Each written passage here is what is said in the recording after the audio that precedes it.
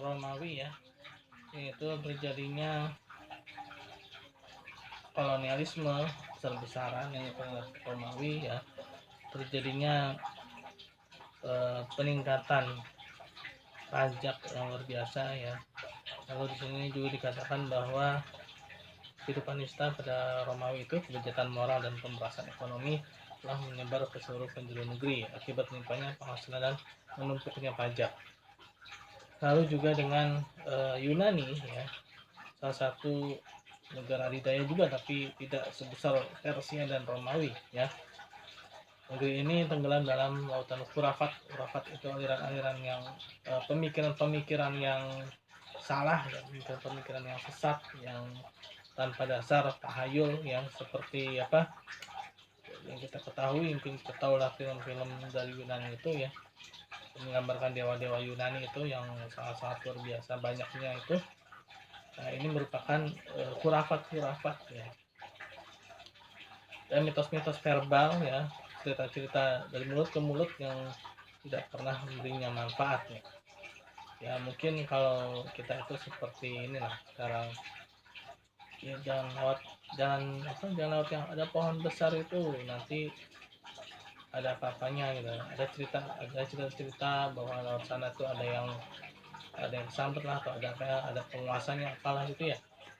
Ya hanya pada cerita-cerita saja, tenggelam pada cerita-cerita seperti itu saja gitu. Demikian pula India ya. India pun juga mengalami degradasi moral yang sangat luar biasa sebagaimana dikatakan oleh Ustadz Abdul Hasan An-Nadwi ya, dalam kitab sirahnya yang kemarin kita bahas ya.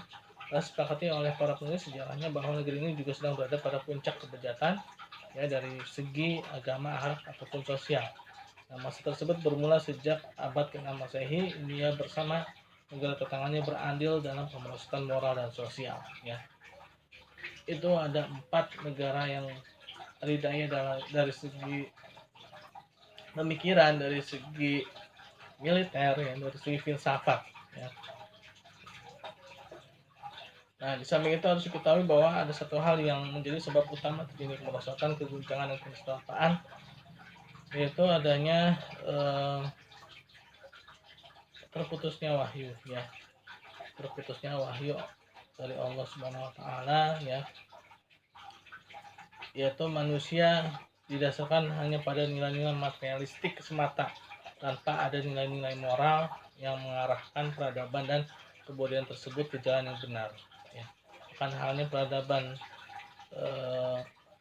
berikut, segala implikasi dan penampilannya tidak lain hanyalah merupakan sarana dan instrumen ya. Jadi peradaban itu hanyalah sarana dan instrumen, hanyalah alat untuk mencapai keinginan ya.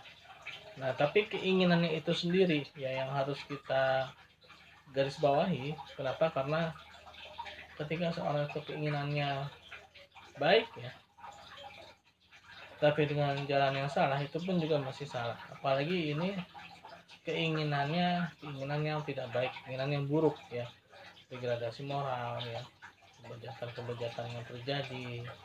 Nah, ini pun juga dibarengi dengan cara-cara yang tidak baik juga. Nah, ini sangat berbahaya.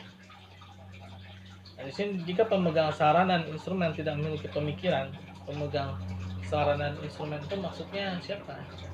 Maksudnya itu adalah ya para penguasa dan para pemuka agama ya. Jika pemegang saran dan instrumen tidak memiliki pemikiran dan nilai-nilai moral yang benar, maka peradaban ada di tangan mereka akan berubah menjadi alat kesengsaraan dan kehancuran ya. Ini sebagaimana terjadi pada dahulu kala ya, bahwa ketika para pemegang saran dan instrumen tersebut siapa ya, para penguasa dan para pemuka agama ya, mereka yang memegang peradaban secara dominan ya, mereka secara dominan memegang peradaban. Apabila mereka tidak memiliki pemikiran-pemikiran yang baik, maka peradaban tersebut akan berada dalam kehancuran ya. Tapi jika memiliki pemikiran yang benar yang hanya bisa diperoleh melalui wahyu ilahi, maka seluruh nilai peradaban dan kebudayaan akan menjadi sarana yang baik bagi kebudayaan yang bahagia penuh dengan rahmat di segala bidang ya. Nah itulah ya, apabila para pemegang kekuasaan ya, yaitu para penguasa dan pemuka agama, mereka memiliki pemikiran yang baik, mereka memiliki hal yang baik, maka akan menjadi rahmat bagi yang dipimpinnya ya. Nah sementara itu di Jazirah Arab ya, nah ini sebenarnya Jazirah Arab itu dibilang lokasi atau tempat yang aman ya, aman dari segala macam pemikiran-pemikiran yang salah tersebut ya. Kan tapi sebagaimana manusia ya, sebagaimana manusia terkadang kita silau ya dengan hal-hal yang buruk ketika manusia itu tidak dibimbing oleh wahyu dari Allah Subhanahu wa taala. Karena Jazirah Arab pun juga terjadi guncangan-guncangan, dalam artian guncangan-guncangan pemikiran juga. Mereka terjadi guncangan karena terjadinya kevakuman wahyu dari Allah Subhanahu wa taala dari zaman Nabi Isa alaihissalam sampai dengan zaman Nabi Muhammad alaihissalam ya. Walaupun sebenarnya Jazirah Arab itu mereka adalah keturunan dari Nabi Ismail alaihissalam. Walaupun Jazirah Arab itu terjadi guncangan pemikiran dari segi agama, mereka juga masih memelihara beberapa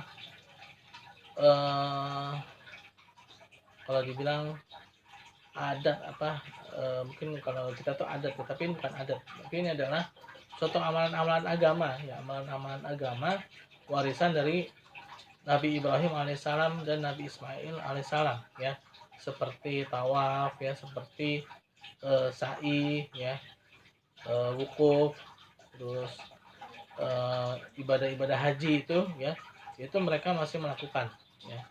Akan tapi sayang sekali mereka melakukannya pun di mix atau dicampur dengan amalan-amalan yang tidak sesuai dengan ajaran Nabi Ibrahim dan Nabi Ismail alaihissalam ya, tidak sesuai dengan ajaran agama Islam yang dibawa oleh Nabi Ibrahim alaihissalam dan Nabi Ismail alaihissalam. Mereka melakukan itu karena mereka kalau dibilang silau atau apa ya, kalau dibilang tuh ingin ikut-ikutan gitu ya, apa yang dilakukan oleh negara-negara di sekitar mereka, yaitu Persia, Romawi, India dan Yunani ya. Nah dari segi wilayah Jazirah Arab aman dari ekspansi Romawi, Persia, ya, Yunani dan India ya. Nah kalau dibilang di sini Jazirah Arab itu adalah karakteristik mereka seperti adonan ya, bahan baku kalau dibilang tuh yang siap untuk dicetak ya. Tapi mereka mengalami misidentifikasi, mereka mengalami kesalahan dalam mengidentifikasi suatu terminologi pengertian ya dari suatu kata ya, di suatu kata mereka salah dalam mengidentifikasi suatu kata ya, sehingga banyak sekali kebejatan moral yang mereka lakukan itu yang sesungguhnya mereka sangka itu perbuatan baik, ternyata itu tidak baik ya.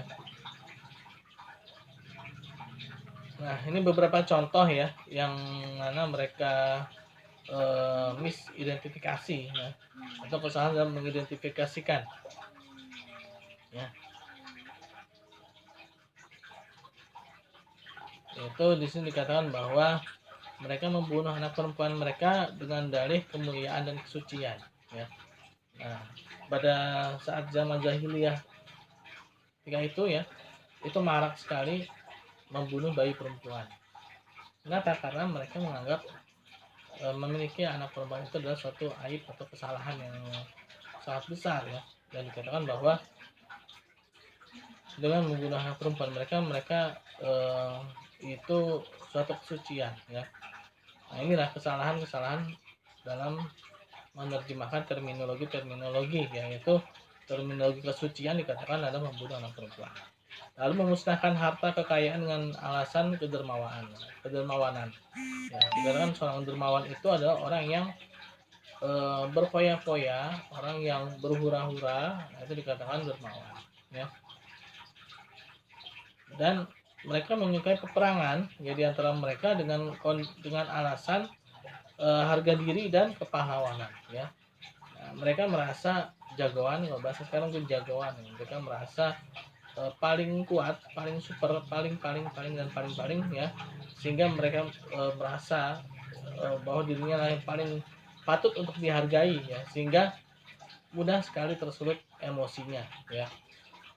Ya, kalau sekarang mungkin bahasanya senggol bacok ya, senggol bacok gitu kan. Nah, itulah yang terjadi ya. Nah, hanya saja nah ini mereka tidak memiliki makrifat ya. Mereka tidak memiliki makrifat yang akan mengungkapkan ke jalan ke arah yang benar tersebut ya. Mereka tuh tahu ya bahwa kesucian itu baik ya. Menjaga harga diri itu baik, kepahlawanan itu baik ya.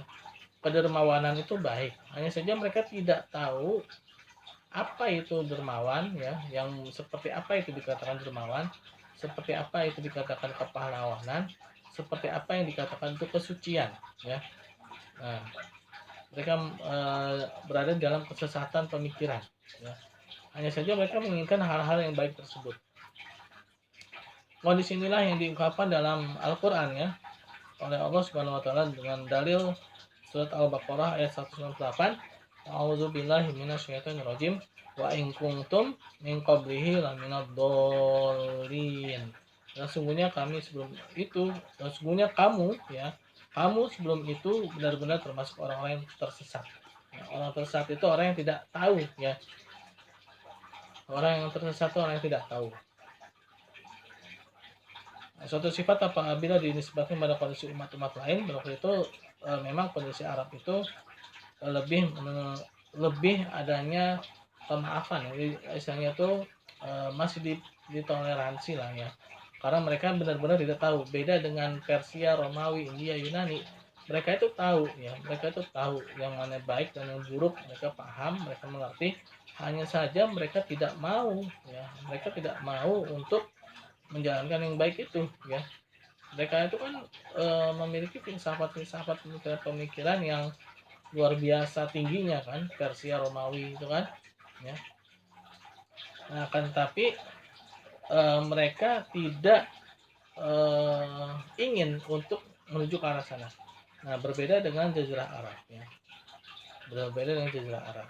Jazirah Arab ini mereka ingin kebaikan, mereka ingin suatu kemanfaatan. Hanya saja mereka tidak tahu definisinya ya, perilakunya seperti apa.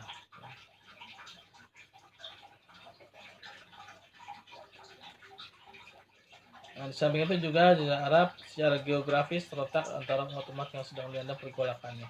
Bila diperhatikan sekarang seperti dikatakan oleh Ustadz Muhammad Al-Barok, akan diketahui betapa Jazirah Arab ini terletak di antara dua peradaban, itu peradaban materialistik yang sangat menjunjung tinggi nilai-nilai kebendaan ya, dan peradaban spiritual penuh dengan khayalan di ujung timur ya, yaitu seperti India ya, dan bahkan Cina juga dan sekitarnya.